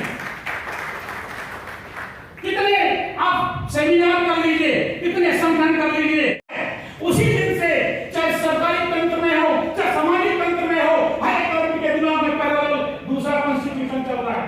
नहीं चल रहा तो समझ के देखिएगा। अगर आपके साथ छुआछूत हुई है, आपके साथ इंपार्शियलिटी हुई है ऑफिसों में, तो इस कारण से, क्योंकि पैरेलल दूसरा संविधान दिमाग में चल रहा तभी हुई है। कोई कानून है उसके लिए नहीं है, लेकिन फिर भी दिमाग में पैरेलल चल रहा है। वो समझने की कोशिश कीजिएगा। ये आपको निकालना होगा अपने दिमाग से। अगर आपने अपने दिमाग से नहीं निकाला तो कहीं बच नहीं पाएंगे। एक मरीज अस्पताल में पड़ा है, ब्लड की जरूरत पड़ी है, जब उसे ब्लड दिया जा रहा है तो पूछेगा कौन सी जाति का आदमी का ब्लड है, पूछेगा कौन से समुदाय का है? कभी लेगा पूछ करके? नहीं। क्यों नहीं लेगा? वहां जाति कहां चली जाती है? क्योंकि जाति है ही नहीं। ये तो हमने, वैसे पाली का शब्द है जाति, जाति का अर्थ है जन्म लेना, लेकिन इसको जोड़ दिया जाति से। ये पाली का शब्द है, जाति का अर्थ है जन्म होना, बस जन्म से जोड़ दिया, जाति बन गई। और आज हम अपने मतलब जोश में घूम रहे हैं, फलाना जाति का, मैं फलाना जाति का। हो रहा है ऐसे? मैं यादव हूं, मैं ओबीसी हूं, मैं फलाना हूं, मैं जाटो हूं, मैं चमार हूं, और एक वाल्मीकि समाज हमारा, और इसी वाल्मीकि को उठाए घूम रहे हैं। अरे पहले पढ़ तो लो, वो वाल्मीकि कौन थे? ये अज्ञानता है, हमारी समझने की जरूरत है। और इसका कौन करेगा? मैं ईमानदारी के साथ कहना चाह रहा हूं, हमने ईमानदारी से काम नहीं किया, हम दूसरों को दोष देते हैं। क्या हम समाज में गए हैं? क्या हमने युवाओं को जगाने की कोशिश की है? क्या महिलाओं को जगाने की कोशिश की है? बिल्कुल नहीं की है। बस बैठ करके मंच पे भाषण दे रहे हैं। ये मन से काम नहीं चलेगा, नीचे उतरना पड़ेगा जमीन पे। और हर एक को करना पड़ेगा। हर एक आदमी अपने अपने इकाई है, हर एक आदमी अपने अपने यूनिट है, हर एक आदमी अपने अपने संगठन है। अब चलिएगा, आपके हर एक की जिम्मेदारी है। जब आप ये करना शुरू करेंगे, रिवॉल्यूशन एकदम खड़ा हो जाएगा। आप करके तो देखिएगा। क्यों नहीं कर रहे हम? इसलिए नहीं कर रहे हैं कि हम करना नहीं चाहते हैं। हम अपनी जिम्मेदारी दूसरों पर डाल रहे हैं, यही सबसे बड़ी दिक्कत है। और समाज, मुझे तो हैरानी इन बातों की हो रही है कि सब लोग पढ़े लिखे बन रहे हैं, सब लोग शिक्षित हैं, और उस शिक्षा को कैसे मानते हैं? क्या डिग्री पाना शिक्षा है? क्या सर्टिफिकेट पाना शिक्षा है? अब किसी स्टूडेंट से सवाल करिएगा, तुम पढ़ क्यों रहे हो? या तो नौकरी पाने के लिए या सर्टिफिकेट पाने के लिए। एक भी स्टूडेंट हमारे समाज का ये नहीं कह सकता कि मैं कामयाब होने के लिए पढ़ रहा हूं। तो क्या हाँ पढ़ रहा? शिक्षा की समझिएगा, 3 चीजें बहुत महत्वपूर्ण है: शिक्षा, सुरक्षा और रोजगार। सुरक्षा में बहुत सारी चीजें आती है। अगर हम इन चीजों को समझने की कोशिश करेंगे तो कहीं ना कहीं अच्छा कर पाएंगे। एक टहनी कभी पतवार बनती है, एक चिंगारी दहककर अंगार बनती है। रौंदी गई जो सदा बेबस समझकर, वही मिट्टी एक दिन मीनार बनती है। जय भीम, नमो।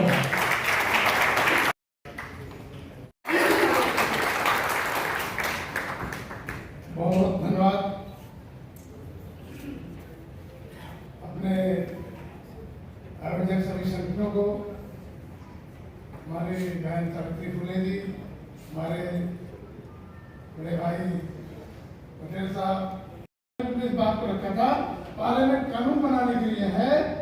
अगर सरकार सरकारी बिल नहीं ला रही तो मैं प्राइवेट बिल लाया हूं। तो पूरे देश में इस सूची को, जो संविधान को व्यवस्था है, जो सामाजिक और शैक्षिक स्तर पर पिछड़े हुए हैं, आर्थिक स्तर पर पिछड़े हुए हैं, उनका अध्ययन करा करके एक सूची, जब कह रहे हो कि 1 नेशन 1 इलेक्शन 1 राशन कार्ड, तो एक देश में जो है तो एक समाज की एक जाति नहीं बना दे भाई। कहीं आप बैकवर्ड में को डाले हो, कहीं शेड्यूल कास्ट में डाले हो, कहीं शेड्यूल टाइप में डाले हो।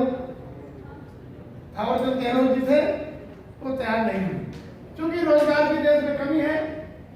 अगर मध्य प्रदेश का कोई व्यक्ति शेड्यूल कास्ट का, शेड्यूल टाइप का, अगर दिल्ली रोजगार कमी के कारण आ जाता है तो यहाँ जनरल हो रहा।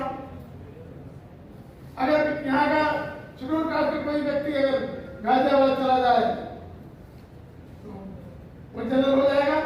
अगर हरियाणा की बेटी, कोई बैकवर्ड की बेटी, बैकवर्ड के दिल्ली के किसी एक व्यक्ति से शादी कर ले, मैंने पार्लियामेंट में रखी थी, तो उसको बैकवर्ड का सर्टिफिकेट नहीं मिलेगा, बैकवर्ड की सुविधा उस बेटी को नहीं मिलेगी।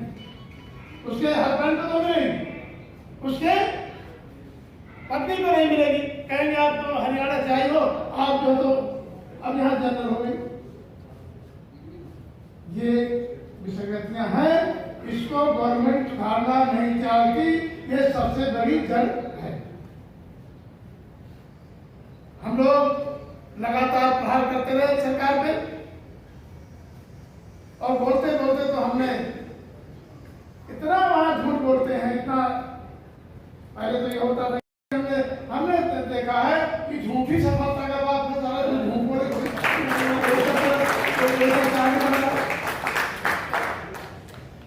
ये समस्या प्रॉब्लम है। आज हमारे लोग देखिए, सच्ची जो पढ़े लिखे लोग हैं वो लोग ही जिम्मेदार। ये कमी है, इसको भी हमको जो है जन जागरण इसको करना पड़ेगा। जब संकट पड़ता है तो अपने आ जाता है, बाकी कहते हैं हम तो अपने आप बिना आरक्षण के, बिना संविधान के हम लोग जो है नौकरी पा गए, बिना संविधान के हम लोग MP MLA बन गए, बिना संविधान के लोग बड़े बड़े ठेकेदार बन गए, बड़ी बड़ी कुर्सी बना दी। यहाँ वो हालत होती, अगर राम राज लागू हो जाएगा पूरे देश में नहीं पहुंच सकता। इसलिए हमें एक मुखिया की जरूरत है जो सारे समाज को सही दिशा दे सके, सही विचार दे सके, वो पैदा करना जरूरी है। अन्यथा हम इसी तरह से कहते रहेंगे उसको चलाना नहीं, वो पैदा करें। और दूसरा, ये संस्था जो काम कर रही है मैं प्रार्थना करना चाहता हूँ जो हमारे समाज के नौजवान हैं, जिनमें ऊर्जा है, ताकत है, हमारे भाई बहन बेटियां हैं, उनको अवसर करिए। हाँ, एक के महीने में 6 महीने में हम प्रदेश से या हिंदुस्तान से जो है 100 लोगों को बुलाएंगे और 1 दिन का उनका हम प्रशिक्षण देंगे। 1 दिन को हम उनको वैचारिक रूप से प्रशिक्षण देंगे, उनको भावनात्मक वैचारिक रूप से हम सक्षम बनाएंगे कि वो व्यक्ति की पहचान कर सके। आज सबसे बड़ा संकट हमारे सामने है पहचान का। आज हमारी पहचान जात से हो जाती है, आज हमारी पहचान और सम्मान हम उसके पैसे से देने लगते हैं, आज हम उसकी पहचान उसके वेशभूषा से कर लेते हैं, आज उसकी पहचान और अपना हम उसको बना लेते हैं। वो अच्छी अच्छी बातें करता है, कोरे नारे देता है, ठगने का काम करते उस पर विश्वास कर लेते हैं। सवाल ये है कि अपना कौन है, पराया कौन है? तो जब तक इनसे हट करके हम विचार के आधार पर पहचान नहीं करेंगे कि कोई भी किसी जाति का है, लेकिन इसकी विचारधारा, इसका चरित्र, इसका आचरण 90% लोगों की मदद करने वाला है, उसे सहायता देने वाला है, उसे दिशा देने वाला है। जब तक इस विचार के आधार पर हम उसकी पहचान नहीं कर पाएंगे, तब तक न समाज को रास्ता मिलेगा, न समाज को प्रकाश मिलेगा। ये सबसे बड़ी चुनौती है और ये तभी संभव है जब हमारे बुद्धिजीवी इस तरह से कैडर बेस कुछ लोगों को तैयार करें जो समाज का नेतृत्व करें, जिन पर समाज का विश्वास है। ये बहुत सारी चीजें हैं, कुछ हमें नहीं करना है, हादसा खत्म हो जाए। कोई ऐसी दुनिया में ताकत नहीं है जो मनवाद को हमारे ऊपर लागू कर सके, बशर्ते हम समझ जाएं और इस चीज को न करने का, उसको तोड़ने का संकल्प ले लें। हम भी जागे, तुम भी जागो, सबको चलो जगाएं, शोषण, भ्रष्टाचार, विषमता मिलकर दूर भगाएं, मिलकर दूर भगाएं। आज की जरूरत है और अपने तमाम नौजवान साथियों से आग्रह करना चाहते हैं कि बड़े से बड़े चुनौती में विजय पाई जा सकती है। बड़े कठिन से कठिन सवालों को हल किया जा सकता है, उसमें हौसला चाहिए, हिम्मत चाहिए, संकल्प चाहिए। आइए हम आज मिल करके इसी भावना के आधार पर आगे का काम करें कि राह की राही थक मत जाना, राह के राही थक मत जाना, सुबह की मंजिल दूर नहीं, जुल्म का सीना चीर के देखो, झांक रहा है नया सवेरा, झांक रहा है नया सवेरा। धन्यवाद। नमस्कार सभी।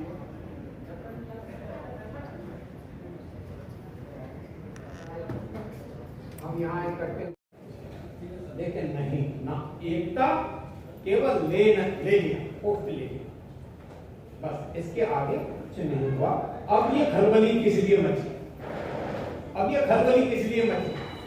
ये खलबली इसलिए मची है कि हमारे बच्चे बेरोजगार घूम रहे, 30-30, 35-35 साल हो गई, तैयारी कर रहे हैं, लेकिन उनको रोजगार नहीं मिल रहा और भ्रष्टाचार हमारे घरों तक, तब ये खलबली।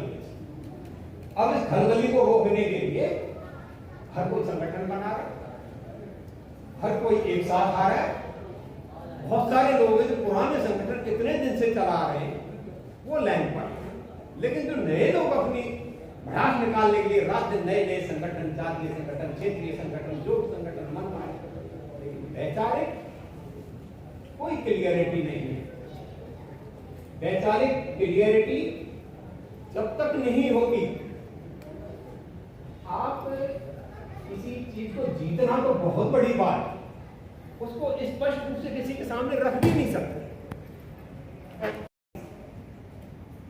आपको ये वैचारिक क्लियरिटी है कि स्कूल में बच्चा पढ़ के आता है, जो विज्ञान की शिक्षा पढ़ता है, जो मैथ के समीकरण पढ़ता है, उन समीकरणों को हमारे घर में जो माता बहन बैठी है वो किस तरीके से मनुवाद की माला जपते उनको फेर कर देती है,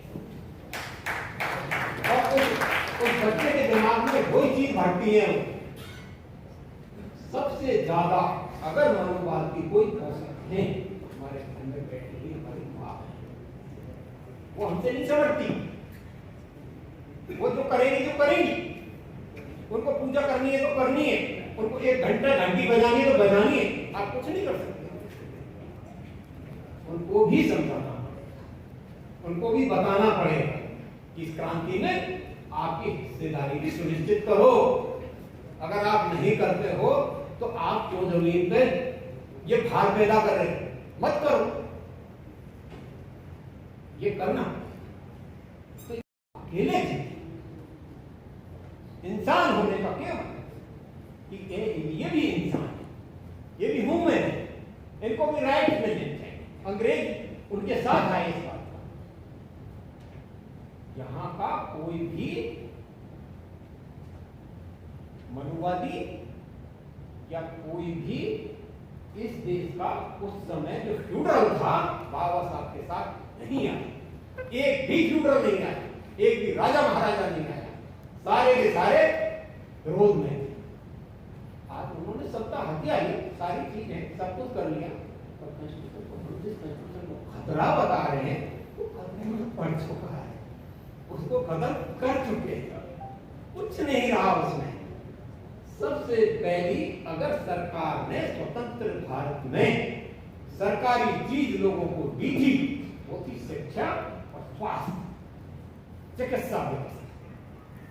चिकित्सा व्यवस्था के नाम पर आप प्राइवेट हॉस्पिटल के बल्ले बल्ले हो रहे, शिक्षा के नाम पर प्राइवेट स्कूलों के बल्ले बल्ले हो रहे, IIT टेक्निकल फील्ड में भी प्राइवेट जबरदस्त घुस गया, सब तरह घुस गया। तो वो चीजें बिल्कुल प्रॉपर खत्म हो चुकी है, बिल्कुल खत्म हो चुकी है। अब बात यह है कि उसको किस तरीके से, कौन सी समझ से, कौन सी विचारधारा से हम उनको आगे बढ़ाएं।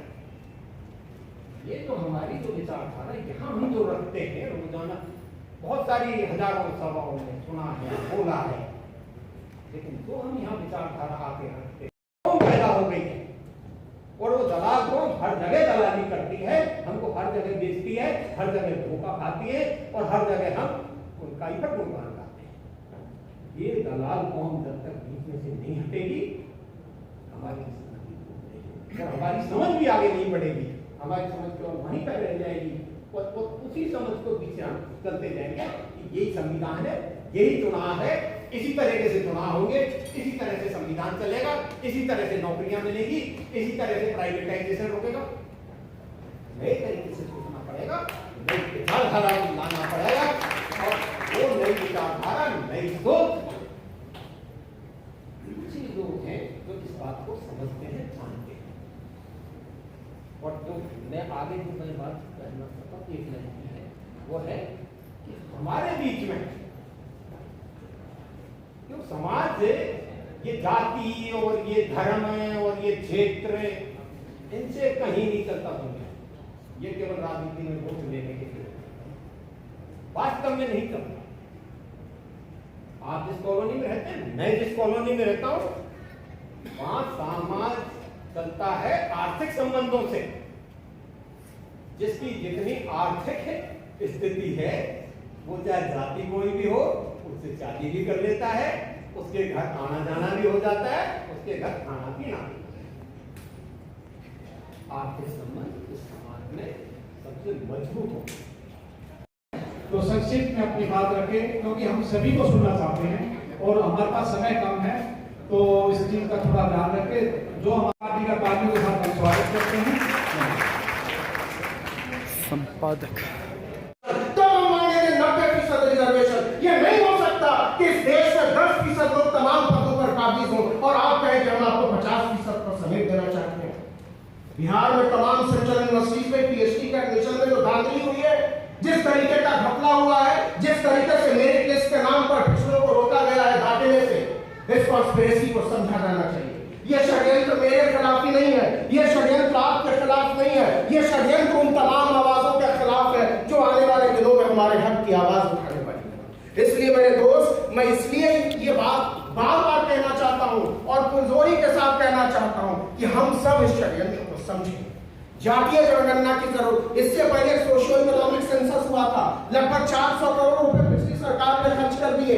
सामाजिक न्याय और अधिकारिता मंत्रालय के पास वो रिपोर्ट पड़ी, हम तो कहते हैं उसी को पब्लिक कर दीजिए, उसी को सामने रख दीजिए। एक रिपोर्ट पड़ी हुई है 7 लाख लोगों पर, वो रिपोर्ट हमारे सामने कर दीजिए और तय हो जाएगा कि इस देश में किसकी आबादी कितनी है। ये तय होना बहुत जरूरी है। इसलिए जरूरी है कि इस देश में अनसर बंधुओं की जमानत होती है, उनको छोड़ा जाता है उनकी उम्र का लिहाज करके। लेकिन लालू प्रसाद यादव को आप इसलिए नहीं छोड़ेंगे क्योंकि आपके इरादे साफ हैं। हम जानते हैं कि आप कहां से बात कर रहे हैं, हम जानते हैं कि रांची में छापा क्यों मारा जा रहा है, हम जानते हैं कि झारखंड से आदिवासियों को क्यों उठाया जा रहा है, और हम सब इन सारी कॉन्स्पिरेसी को समझते हैं और इनको खारिज करते हैं। हम मांगेंगे रिजर्वेशन, हम मांगेंगे जातीय जनगणना, और हम मांगेंगे बैलेट पेपर से वोटिंग। इसलिए मांगेंगे कि हमको हमारी वाजिब हिस्सेदारी चाहिए। जय भीम, जय संविधान।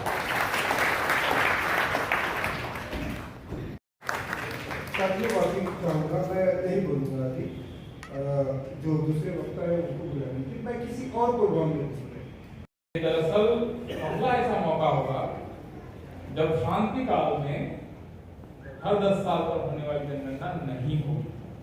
ऐसा कभी नहीं हुआ था दुनिया में। ज्यादातर देश, लगभग सभी देश थोड़ी बहुत आफत के बावजूद जनगणना कर लेते हैं, यही रिवाज है और ये परंपरा चली आ रही है।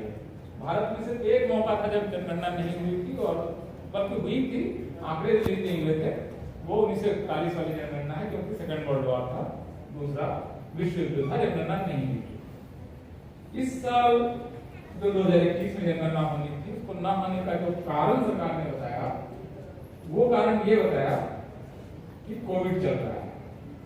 जिस कोविड के दौरान सब कुछ हुआ, इतने बड़े सब कुछ चला, सिर्फ और सिर्फ एक काम भारत में नहीं हुआ है, एक काम, इसके अलावा सब कुछ हो गया। कोई कुछ भी ऐसा नहीं है कोविड की वजह से रुका हुआ है। कोविड की वजह से भारत में जनगणना का काम है, वो बिल्डिंग खतरे में आ सकती है अगर जातीय जनगणना हो जाए। विराट हिंदू नहीं रहेगा ना, जातीय जनगणना हो जाएगी तो जो भारतीय समाज दरअसल है, एक्चुअल जो चीज है, वो सामने आ जाएगी। हर जाति को पता होगा कि इतनी संख्या है, हमारे इतने अफसर हैं, इतने सरकारी कर्मचारी हैं, इतने % बैंक लोन मिलते हैं, इतने नहीं मिलते हैं, इतने लोग इस उम्र में मर जाते हैं। सारे कोरिलेशन हो जाएंगे जब हर जाति का आंकड़ा होगा, और उस जाति से जुड़े हुए जो 42 सवाल जनगणना में पूछे जाते हैं, उन सवालों को जब जोड़ेंगे तो हर जाति की हकीकत सामने आ जाएगी। भारतीय समाज का एक्सरे बोलिए, सीटी स्कैन बोलिए, हो जाएगा।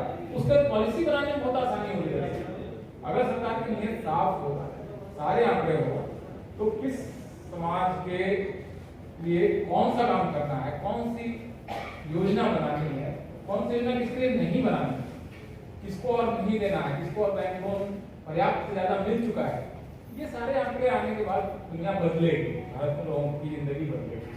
लेकिन सरकार नहीं चाहती है, और इसको लेकर नवीन भाई ने अपनी बातचीत रखी है।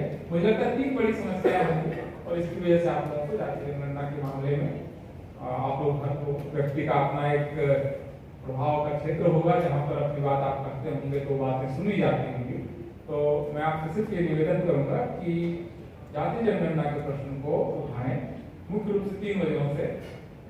एक तो कि केंद्र सरकार जो ओबीसी के विभाजन का एक प्रोजेक्ट चला रही है 2017 से, अरोड़ी कमीशन जिसके लिए बनी है, उसको बहुत अंधाधुंध तरीके से चलाया जा रहा है, और बीच में कभी इंडियन एक्सप्रेस कभी कहीं उसकी रिपोर्ट लीक हो जाती है, जिसे रिपोर्ट ये जातियों में सब कुछ खा लिया और उनको एक छोटे ग्रुप में 4 या 5% में ब्लॉक कर दिया गया।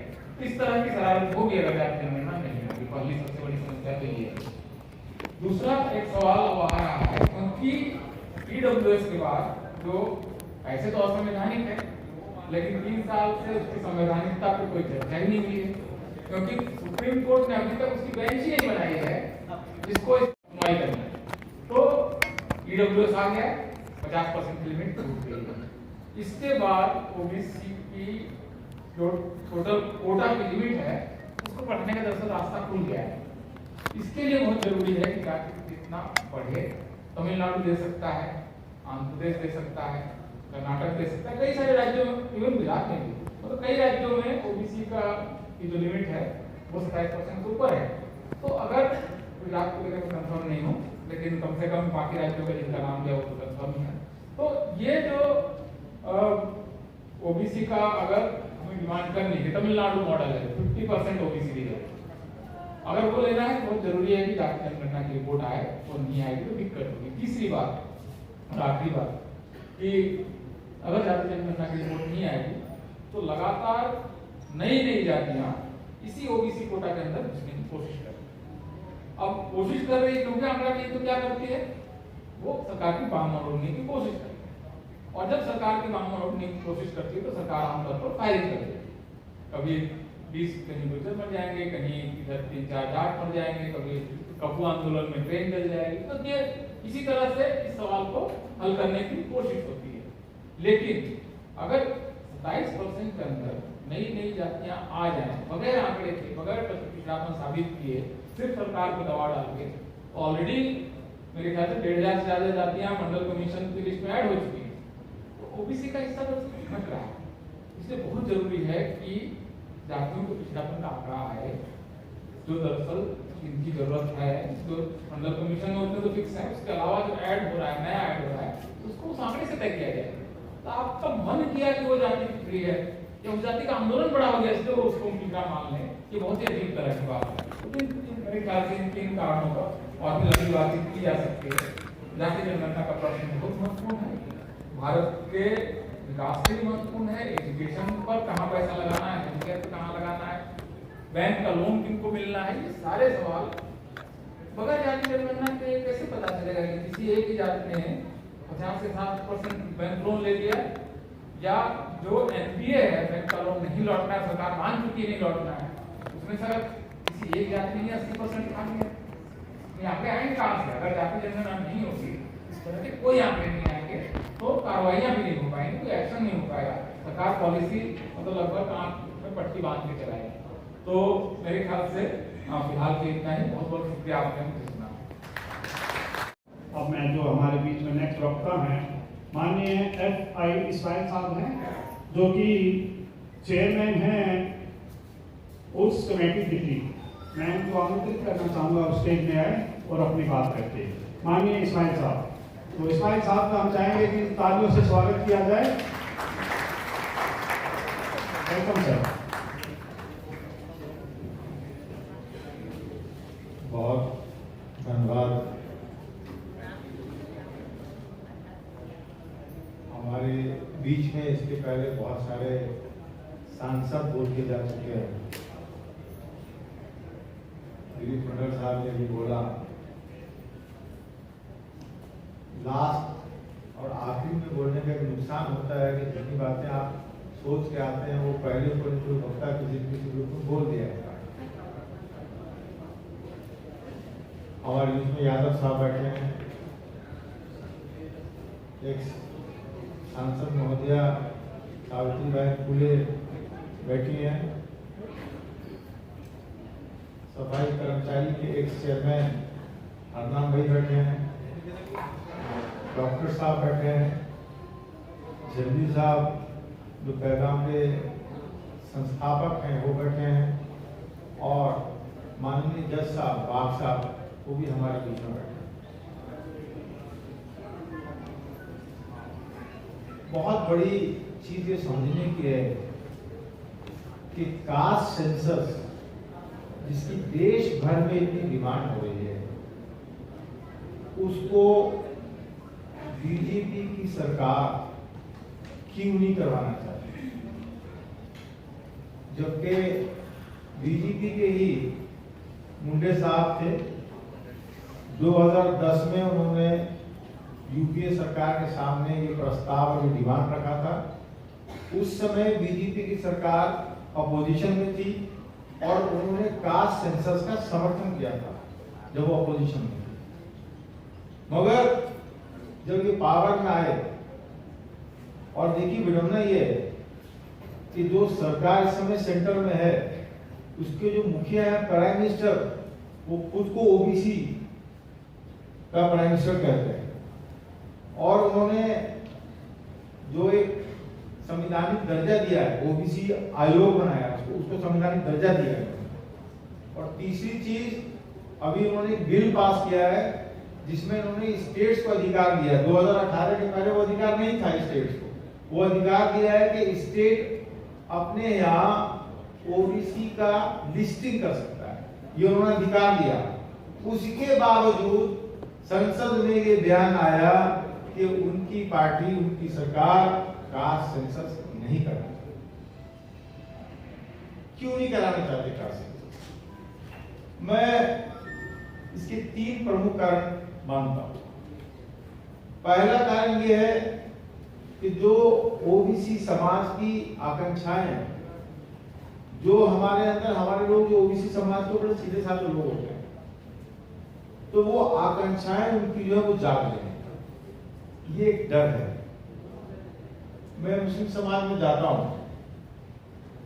उनके बीच में माइनॉरिटीज में जाके मैं बात करता हूं, मैं उनको कहता हूं कि आप अपनी बात मत करो, आपको अगर बात करनी है ना तो आप ओबीसी और एसटी एससी समाज की बात करो, आप उनके मुद्दे पर खड़े हो जाओ। अगर आप उनके मुद्दे पर खड़े हो गए तो क्या होगा? जो ये हिंदू मुस्लिम का जहर फैलाया जा रहा है, ये जो कम्युनलिज्म का इन्होंने वो एक सिस्टम बना रखा है, वो घोषणा हो जाएगा, वो कम हो जाएगा। ये डर उनको सताता है, भारतीय जनता पार्टी के लोगों को, इसीलिए वो कास्ट सेंसस नहीं कराना चाहते। और पोलराइजेशन पॉलिटिक्स ऑब्वियसली उसमें खत्म हो जाएगी, इसीलिए ये डर है उनके अंदर। आप देखिए बीजेपी जो है उसकी जो आत्मा है वो आरएसएस। आजादी में आरएसएस ने हिस्सा नहीं लिया। क्यों नहीं लिया? इसलिए नहीं लिया कि आजादी में भगत सिंह का सपना, गांधी का सपना था कि भारत में हम इक्वलिटी लाएंगे, मगर संघ क्या चाहता है? वो इक्वलिटी के खिलाफ है, बराबरी के खिलाफ है। वो भारत को वैदिक काल और भारत को पीछे की तरफ ले जाना चाहता है। यही कारण है कि आजादी में सबने हिस्सा नहीं लिया। सबसे बड़ी बात यह है कि ये जो जितने हमारे मुद्दे हैं, इसमें राजनीतिक फायदा तो उठाना चाहते हैं, बट अभी हमारे भाई ने बोला आर्थिक उसमें जो है वो नहीं देना चाहते। इसमें आर्थिक जो बात है वो ढका छुपा है। आप देखिए देश में जो 2014 से जो यहाँ पर चीजें चली हैं, एक तरफ जो है हिंदू मुस्लिम की बात चली, कम्युनिज्म की बात चली है, दूसरी तरफ जो वेल्थ का कंसंट्रेशन है वो कुछ लोगों के हाथों में कंसंट्रेट कर गया। अडानी साहब दुनिया के अचानक 5वें सबसे अमीर आदमी हो जाते हैं। कोरोना के समय जब सारी इंडस्ट्री बंद हो जाती है, सारे लोगों का व्यवसाय बंद हो जाता है, लोगों की नौकरी चली जाती है, भारत की कुछ कंपनियां के जो मुनाफा है वो 500 गुना 400 गुना बढ़ जाता है। इसके पीछे बहुत बड़ा कारण जो है वो आर्थिक मुद्दा है। एक चीज जो अभी लोगों की नजर से छूट गई है, जो पता नहीं चला है, वो इन्होंने क्या किया है? भारतीय केंद्र की सरकार ने मिड डे मील का 4000 करोड़ रुपया देते थे, इन्होंने मिड डे मील को बंद कर दिया। बहुत कम लोगों को मालूम है, मीडिया ने इसको बहुत कम कवरेज दिया है। मिड डे मील का फायदा किसको होता था? ओबीसी समाज, एसटी एससी समाज, कम्युनिटी समाज के बच्चों को होता था। उनका स्कूल में एनरोलमेंट बढ़ा, उनके अंदर पढ़ाई का शौक बढ़ा, और सबसे बड़ी बात माल न्यूट्रिशन जिसको बोलते हैं वो बच्चों में बहुत ज्यादा थी। वो खिचड़ी जो है वो देते थे खाने में, उससे उनका माल न्यूट्रिशन जो बहुत बड़े बेहतर होगा, सेहत बढ़िया होगी। ये सरकार नहीं चाहती है कि आपके बच्चे पढ़े, ये सरकार नहीं चाहती है आप स्वस्थ हो, ये सरकार नहीं चाहती है। ये सारा कारण है कि ये जो है ये जातिगत जनगणना नहीं कराना चाहते हैं। बातें बहुत हैं करने को, मैं बस अभी बहुत सजेशन इसमें आ चुके हैं। मैं तो इतना कहूंगा कि इस आंदोलन को इस हॉल से बाहर ले जाया जाए, लोगों के बीच में जाया जाए और अपनी बात रखी जाए। मैं बस अपनी इसी बातों से अपनी बात खत्म करता हूँ। बहुत धन्यवाद। बहुत बहुत धन्यवाद माननीय इस्माइल साहब। अभी काफी देर से हम देख रहे हैं, विचार सुन रहे हैं। अभी एक हमारे बीच में है माननीय गिरीश पात्रे साहब, वो एक थोड़ा छोटी सी एक कविता पेश करना चाह रहे हैं। तो मैं माननीय गिरीश पात्रे साहब एक कविता जो है के रूप में अपनी बात रखे हैं। पात्रे साहब को ये हम चाहेंगे कि तालियों से स्वागत किया जाए। बहुत बहुत धन्यवाद कटारिया साहब। इस अनोखे मंच को प्रणाम, यूनिक स्टेज को प्रणाम, और इस मंच को सजाने वाले वी द पीपुल, पैगाम और ये ओबीसी फ्रंट ऑफ इंडिया, ये तमाम छोटे छोटे इनको भी प्रणाम। मंच यूनिक इसलिए है कि हम कोई चीफ गेस्ट नहीं है, सारे चीफ गेस्ट हैं। अपनी बात जो ये सब लिखा है इसका रास्ता तो हमारे महापूर्वज महानायक फूले दंपति से लेके बाबा साहब पहले ही दे गए हैं। क्रियान्वित करना है उनकी शिक्षाओं को, शिक्षा संगठन संघर्ष। तो आइए उनको याद करके अपना छोटा सा गीत, भाषण बहुत बोली है। तो कैसे फूले